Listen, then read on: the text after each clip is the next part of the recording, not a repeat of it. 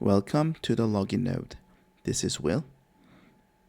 In episode 1, we covered the full cluster architecture, the code's breakdown, why I chose the parts I did. If you missed it, I'll leave a link up here and in the description. Today, we're getting hands-on. These 4 Lenovo M715q tiny PCs are the compute backbone of this cluster. And right now, they're running stock. 8 gigs per RAM each and no NFS storage drive. By the end of this episode, every node will have 16 gigs of dual channel memory, and our management node will have 1 TB NVMe drive ready for NFS. Let's open them up. Quick refresher on what we are working with. Each M715q has 2400 GE. That is 4 cores, 8 threads, at a 35 watt TDP. Perfect for a quiet, low power cluster. They came with 8 gigs of single channel DDR4 and a 240 gig SATA SSD as a boot drive. And here is a key detail. Because that boot drive uses the SATA port, the M.2 NVMe slot is wide open. Let's open the first one up.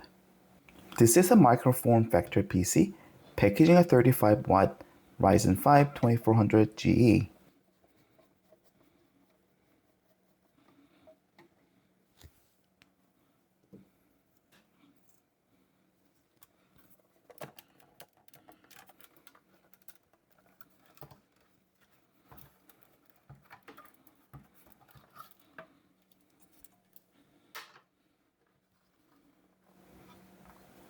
Let's look at the storage.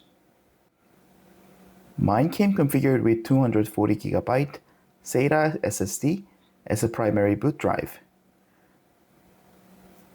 This actually dictated my upgrade path. Because the OS boots from the SATA port, the high-speed NVMe M.2 slot was left completely empty. So I decided to drop a fast 1 TB Samsung 990 Pro into the slot to act as our network file system, or NFS. If the boot drive had been an M.2, I would have just bought a standard SATA SSD for the NFS instead. You just work with the hardware you get. Since we have a management node open, let's drop in our NSF drive. This is a 1 TB Samsung 990 Pro. Is a PCIe Gen 4 drive overkill for gigabit network? Probably. And we'll benchmark exactly how much a bottleneck the network is in a later episode. Next is the RAM. 8GB is just not enough for data processing. Instead of replacing the RAM, I bought identical 8GB sticks. By adding a second stick to the empty slot, we not only double the capacity to 16GB, but we also enable dual channel memory, which significantly improves memory bandwidth for our compute tasks. Now that the management node has 990 Pro and 16GB of RAM,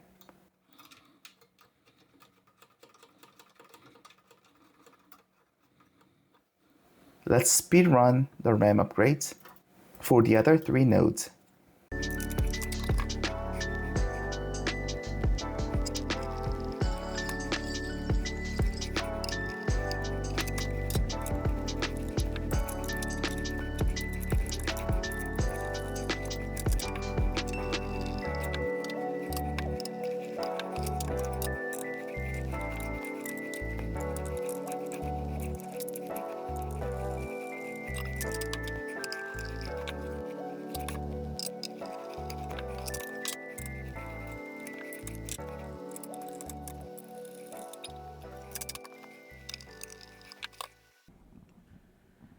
Alright, hardware is assembled.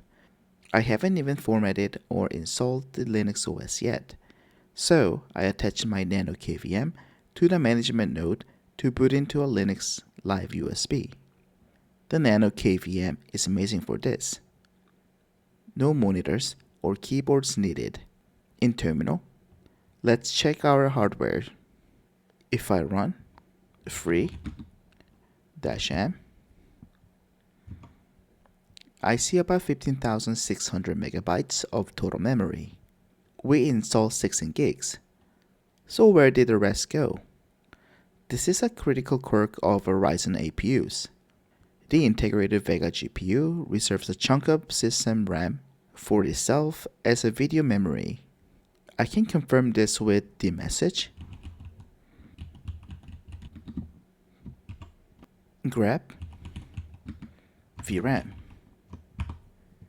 And it shows the GPU grabbed 256 megabytes. Now, my BIOS had this set to auto, and auto happened to pick 256 megabytes, which is the lowest option on this board. But I still went into the BIOS and explicitly set UMA frame buffer size to 256. Why bother if it is already 256? Because auto means the firmware decides, and that could change after a BIOS update or a hardware swap. If the iGPU suddenly grabs 512 megabytes instead, your Slurm jobs start crashing and you have no idea why. Pinning it to 256 removes that variable.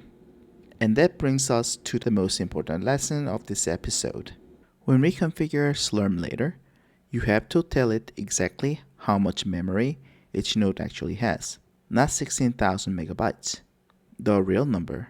Run free-m, write it down, and use that in your Slurm config.